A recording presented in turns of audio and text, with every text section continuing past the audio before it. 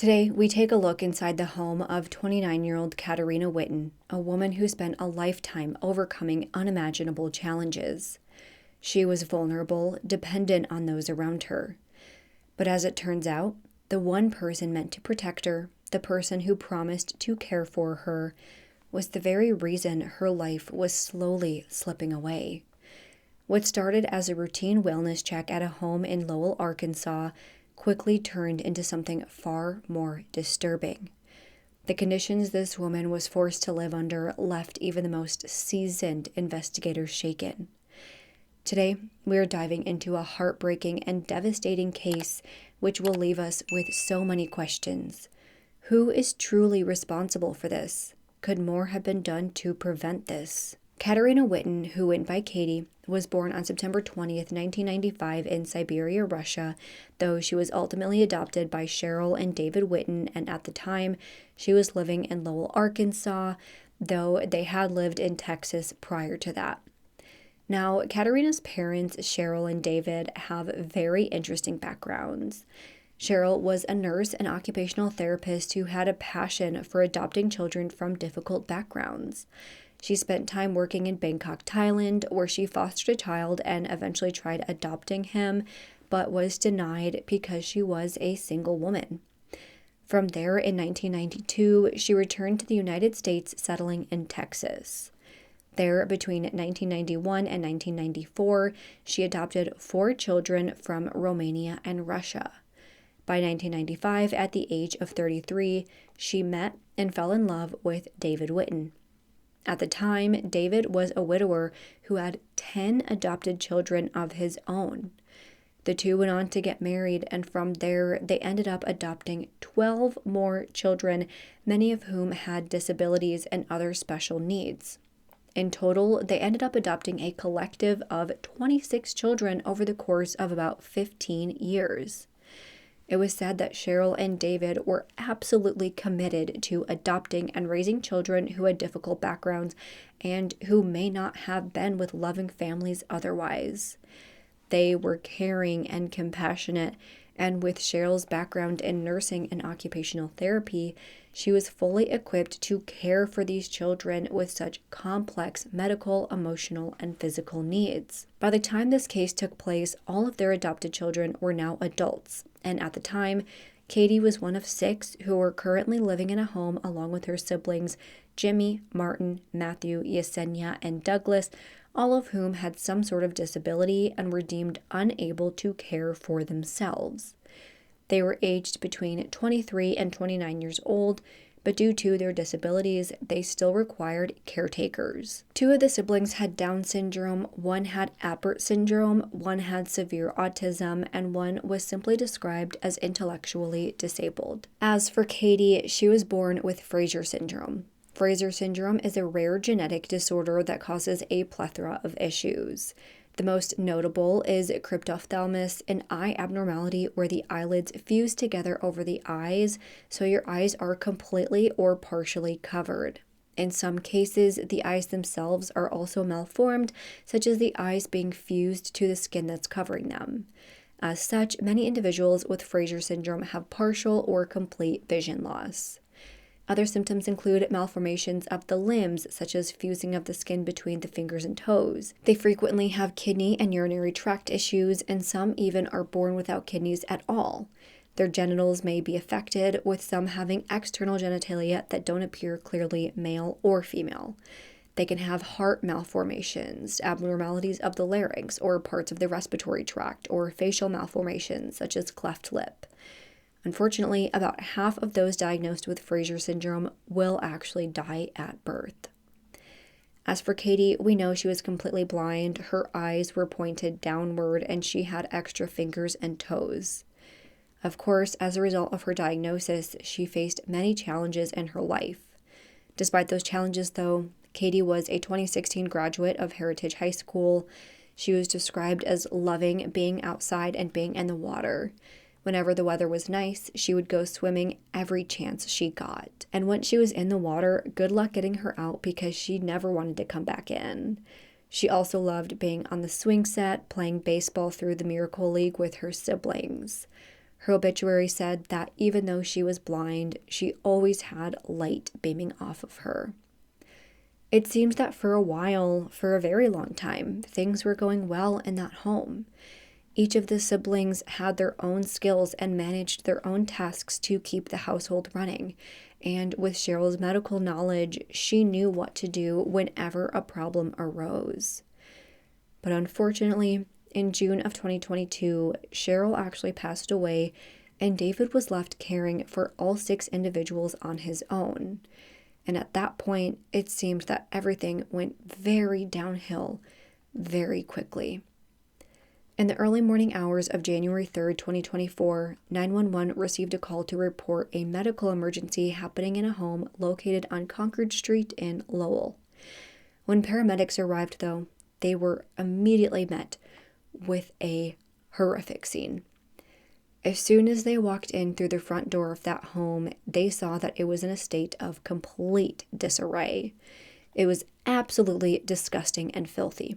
There were multiple adult diapers filled with feces scattered across the floor all throughout the house. Dog feces sitting on the living room floor and cockroaches running all around. In the kitchen, there were dirty dishes covered in mold in the sink. The trash can was overflowing with moldy food, which is spilling out all around. In the fridge, there was more moldy food spilled all over the place. In the bathrooms, there were wads of toilet paper piled up in the bathtub. The floors were moldy, and the sinks and toilets were covered in filth and grime. One of the siblings, Douglas, who had severe autism, was seen roaming around the house wearing nothing but a diaper, which was completely full of feces. As they made their way into Catie's room, they found that she was lying on the bed against the wall near a window. Her head was hanging off the bed while her legs were facing a wall. She was wearing nothing but a blue shirt and an adult diaper. On the bed, medics noticed dried brown fluid, aka dried poop, all over the bed, box spring, and on the walls. Cockroaches were crawling all over the walls, on the floor, and on Catie. She also had visible roach bites all over her face and body, an abrasion on her forehead, and she was visibly malnourished. Medics attempted life-saving measures on Caterina, but unfortunately, by that point, it was too late.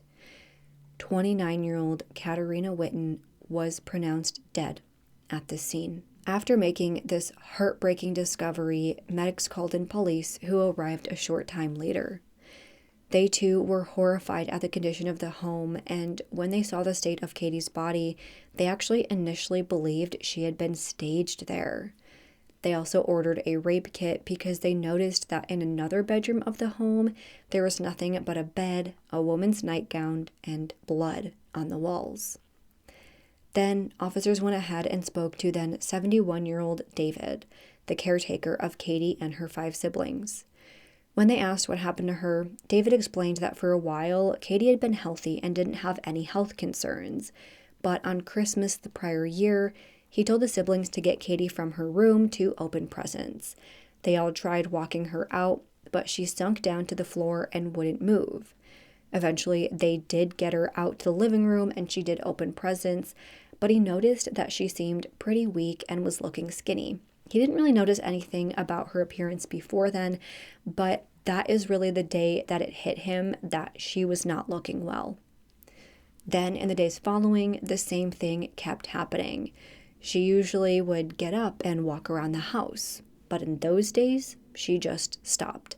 She stayed in her bed most days, and when that would happen, she normally would at least push herself up onto an elbow and get something to eat or drink, but recently, she hadn't even been doing that. He said that she's gone through this kind of phase several times before where she would refuse to eat and would lose a lot of weight. When that happened, he would give her these double-calorie, double-protein boost drinks and could typically get her intake up to about 2,000 calories per day. Usually, that was enough for her to get back to a healthy weight. To note, the boost drinks are basically a nutritional supplement.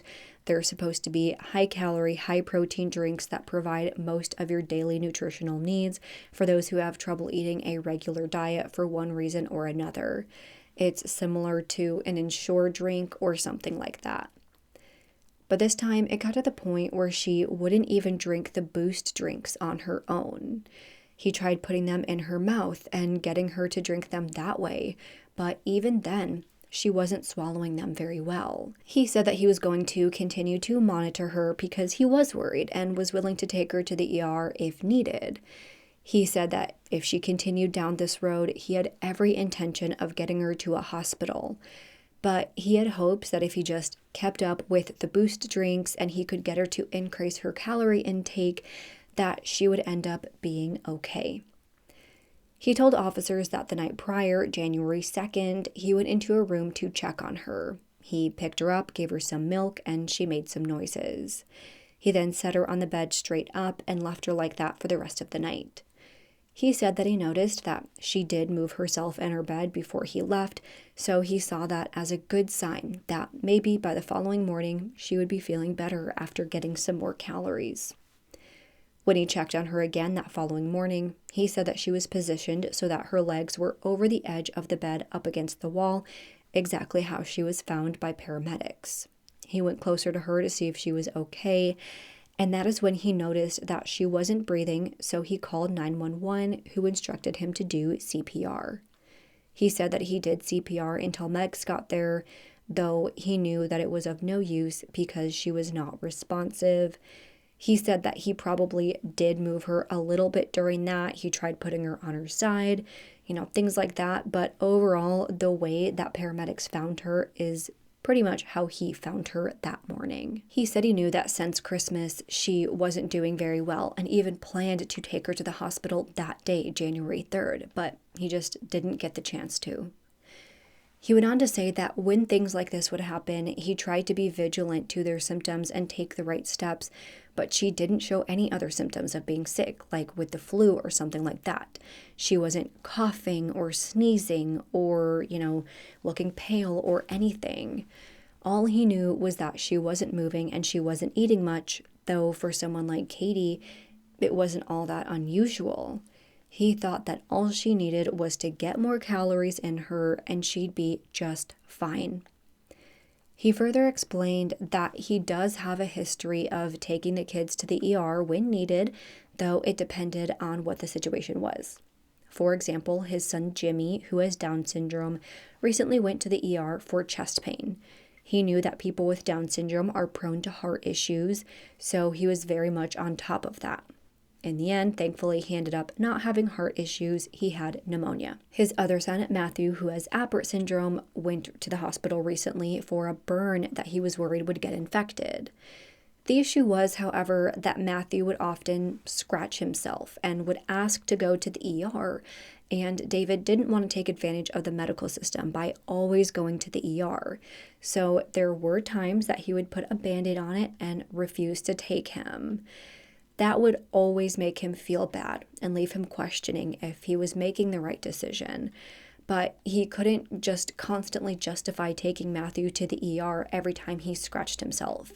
It would only encourage him to do it more and only make the problem worse. Then, when it came to Catie, she rarely had health problems. When she did, though, David said that there was usually nothing the doctor could do because she simply would not cooperate. The last time she was seen by a doctor was in 2023 when she went for a general checkup. It was found at that time, though, that nothing was wrong with her. The other problem was that every time he had to go to the ER with one of the kids, he was there for 2 to 3 hours, which meant that all of the others were at the home unsupervised during that time unless he could get, one of the other children living out of the house to come watch them. Again, he was their sole caretaker since his wife was no longer around. So yes, he had thought about calling 911 when he noticed that Catie was in bad shape, and he realizes that it was a mistake that he didn't. He said he actually didn't realize that he could call 911 just to take her to the hospital. He didn't realize that you could call 911 to get help for things that weren't necessarily like immediate medical emergencies. He didn't think that you could just get her sent to a hospital and he could meet her there later. So he said that the fact that he didn't take her sooner, it was a mistake that he looks back on, but it wasn't out of malice. David went on to explain generally how things worked around the house without his wife there to help. Matthew would help look after the others when David would go out shopping. He also said that Jimmy, one of the kids with Down syndrome, would typically cook. The only ones who really needed the boost drinks were Doug and Catie. All the others would usually eat just fine. The kids would usually eat about 2 meals per day, usually hamburgers, hot dogs, chicken, pizza, spaghetti, or Jimmy's favorite, a quesadilla. Everyone at Walmart actually knew Jimmy because he was always there getting food for the family. According to David, being skinny isn't a problem in this house, and he said that people just don't go hungry there. Jimmy and his brother Martin were actually 30 to 40 pounds overweight. Doug, even though he really only drinks the boosts, he even has a beer belly from his calorie intake. Now, everyone was supposed to do their part in helping cleaning around the house as well, but sometimes he said he wasn't strong enough with cracking the whip, and there were times that he would ask someone to do something and they would just walk off without doing it. He admitted that he let things slip quite a bit recently and the house had gotten a little bit out of control. No kidding. He even said that a few days before Christmas, their septic tank overflowed and got poop water all over the house, so that is why there was water all over the floor. But because it was around the holidays, he was waiting to call his landlord until after the holidays to get someone to fix the plumbing. During that period, he just hadn't found the time to clean the water up. He then was asked about the dirty, poop-filled diapers that were scattered all around the house as well. David said that Catie and Doug were the only ones who wore the adult diapers. Catie didn't know how to change them on her own, so either he would do it or sometimes her sister Yesenia would do it.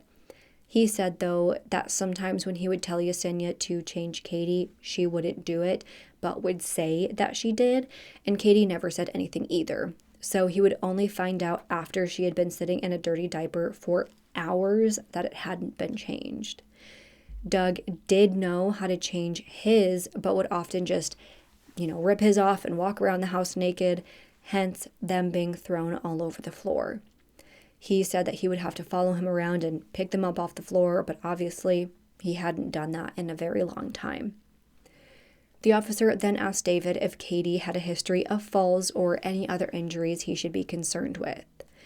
David explained that when Catie was in her wheelchair, she had a tendency to talk and yell a lot and would repeat things.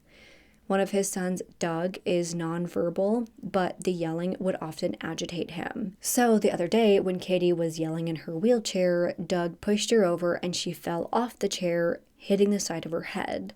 That may have been what caused that abrasion on her forehead. Now, after speaking with David and getting all this information about their home life and how Catie ended up in the condition she was in, they contacted one of David's other sons, Samuel, who was living outside the home by that point. He told officers that he didn't visit too often, really only on the holidays, so the last time he was there was for Thanksgiving and Christmas.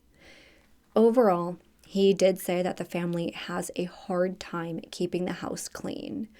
They would let it get really nasty to the point that it was at when officers saw it, and then they would clean it up, but it would always get back to where it was, usually within like a day. The people living there just did not seem to comprehend how to actually keep the house clean. He said that the last time he saw Catie was around Christmas, and at that time, he did notice that she seemed a bit underweight and sick. He told his dad to keep a close eye on her, but regrets not telling him to just get her to an emergency room. He said that David was good about getting to the kids to the hospital if they needed it. He was not one to shy away from it. Anytime he needed to take a kid to the hospital, Samuel would try to help keep an eye on everyone. Now, most of them could be left alone for brief periods. Doug was really the only one who needed that constant supervision. But of course, Samuel had his own life, and he couldn't just come at every beck and call. So there were times that he was unable to help. They also asked Samuel how David would discipline the kids, and he said that all he ever did was take away their iPad when they got in trouble. He never laid a hand on them. In fact, he was probably much too passive than he should have been. After speaking with Samuel, officers then spoke with Jimmy, who again has Down syndrome. It was stated that Jimmy was the only one of his siblings who was able to verbally communicate. Everyone else was nonverbal. They basically communicated through yes or no questions, though Jimmy was able to give some feedback to the questions. The officer asked Jimmy if he enjoyed living in the home and if David treated them well, and he said yes. He was asked if David ever hurt him or anyone else, and he said no. They asked if David ever hurt Catie or if anyone else in the house ever hurt Catie, and he said no. He said that everyone in the house was nice to Catie. But when asked if David took them to the hospital when they were hurt or sick, he said no. But he said that sometimes they would go to a doctor if they were sick. So this could be him just being a bit confused. Maybe they went to their primary care doctor instead of a hospital sometimes. That could just be an innocent mix-up. He was then asked if Catie ever said that she wanted to go to a doctor or the hospital, and he said no. He said that she ate a lot of food. Everyone ate a lot of food. After questioning Jimmy, he went back inside, so the officer followed him in. At that time, the officer saw that Doug was lying on the couch with a black blanket, but that blanket appeared to have poop all over it.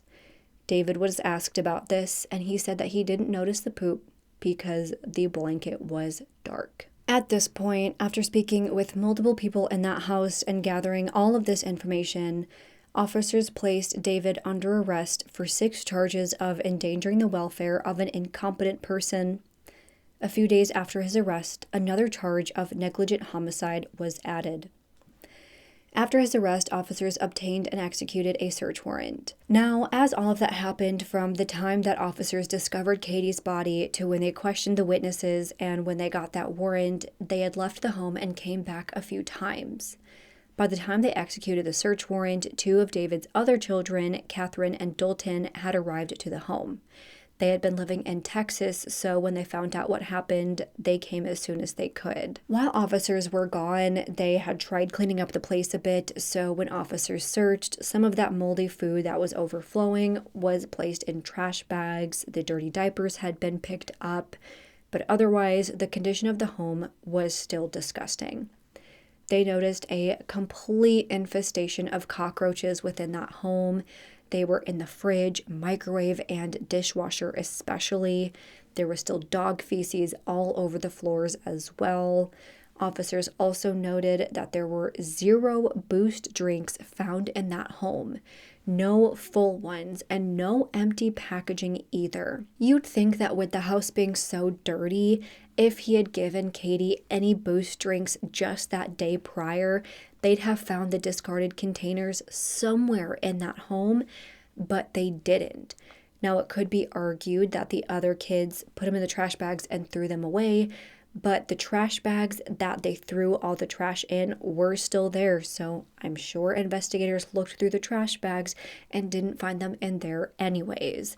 It would be a stretch to say that those kids took all the Boost bottle containers, put them in the same trash bag, and then took those from the home and none of the other ones. That just wouldn't make much sense.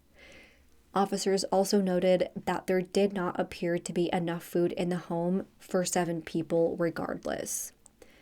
So by that point, it's clear that David was no longer able or willing to manage the home he was living in. He had completely lost control and was allowing himself and his 6 dependents to live in unlivable conditions surrounded by dirt and filth. Conditions that no human or animal should ever be subjected to. He also knew that Catie was suffering, yet admittedly didn't do anything to help her. He said that he tried helping her put on weight with those Boost drinks, but he may have been lying about that since they found no evidence of those drinks anywhere within the home. So at best, this was an elderly man with the best intentions who just bit off more than he could chew and could no longer keep his household under control. And instead of getting outside help or putting his foot down, he let things slip, and Catie died as a result. At worst, he stopped caring about the people under his roof completely, let them completely destroy the house, stopped attending to their needs, and watched as Catie slowly died because he couldn't be bothered to do anything about it. After his arrest at his bail hearing, 72-year-old David Whitten was given a bond of $25,000, which he did post, so he is being allowed to await his trial at home. As for the 5 remaining adults under his care, I know that they did go to the hospital for treatment, but it's unclear whether they were removed from his care or if they returned home with him. My best guess, though, is that they're likely living in some sort of care facility because he is clearly unable to care for them himself, and I doubt, or at least I hope, that Arkansas welfare system would not have put them back in that disgusting home. But at this point, that is actually all the information we have, and right now there are a lot of differing opinions on how and why this all took place. I think from the start, David and Cheryl adopted those children with the best intentions. You do not go out of your way to adopt children with challenging needs unless you have an absolute heart of gold. And that same sentiment is echoed by his other children. They all believed that he was a good father who was just letting things get out of control. But after Cheryl died, things obviously started to go very downhill until things hit a breaking point. In my opinion, I think that David got completely overwhelmed with all that came with caring for 6 individuals with severe disabilities. Taking care of one child with a disability is incredibly difficult, but being elderly and taking care of 6 adults with challenging needs, that is an incredibly difficult thing to do. However, as any parent of a child with a disability, the reality is that your child is most likely going to outlive you. I work with children with disabilities in my healthcare job, and let me tell you, that is a reality that scares a lot of parents. They know that their child will need a caretaker for the rest of their lives, but there will come a time that they will no longer be around to do it. Even before that happens, when you get older and you reach an age where you can't even take care of yourself, you will still need someone to help you care for your child with special needs. So as an aging parent with multiple children with disabilities, it is and was Cheryl and David's responsibility to plan for what would happen to their children once they died. Because again, I understand the challenges that come with caring for individuals with disabilities. I understand that David was probably overwhelmed and probably couldn't handle it anymore without Cheryl.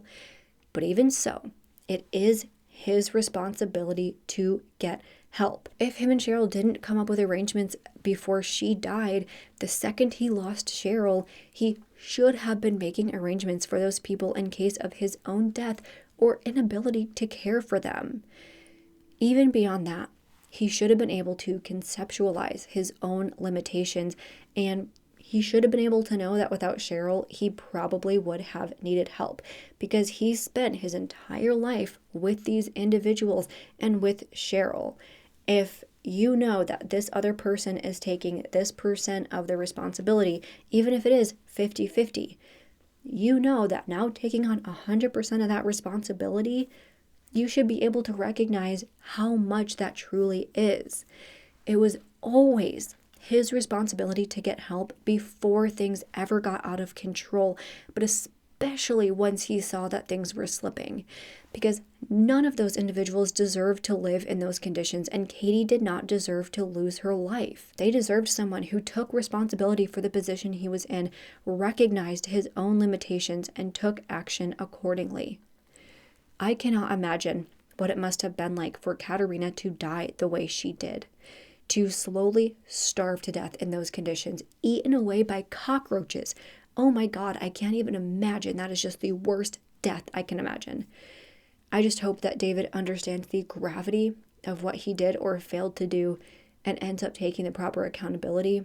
I hope that he's prosecuted accordingly and that justice is served for 29-year-old Catie, who is vulnerable, helpless, and did not deserve the pain and suffering she endured. And let this case be an example to anyone who is caring for a child or children with disabilities that as you get older, they will always need your help, even when you are elderly and unable to care for them, and when you die.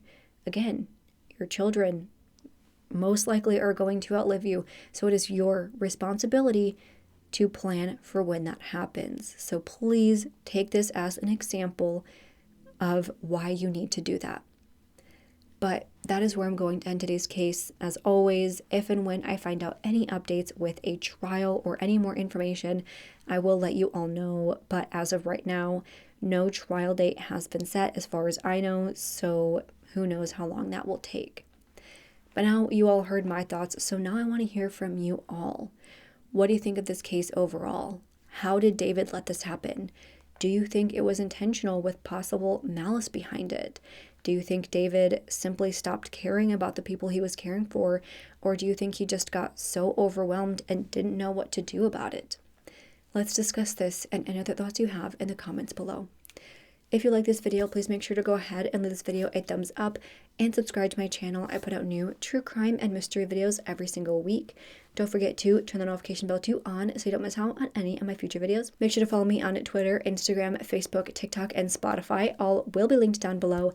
And if you have any case suggestions, make sure to fill out the Google form, which is also listed down below. With that, I hope you guys have an amazing week. Stay safe, stay healthy, and I hope to see you next time. Bye.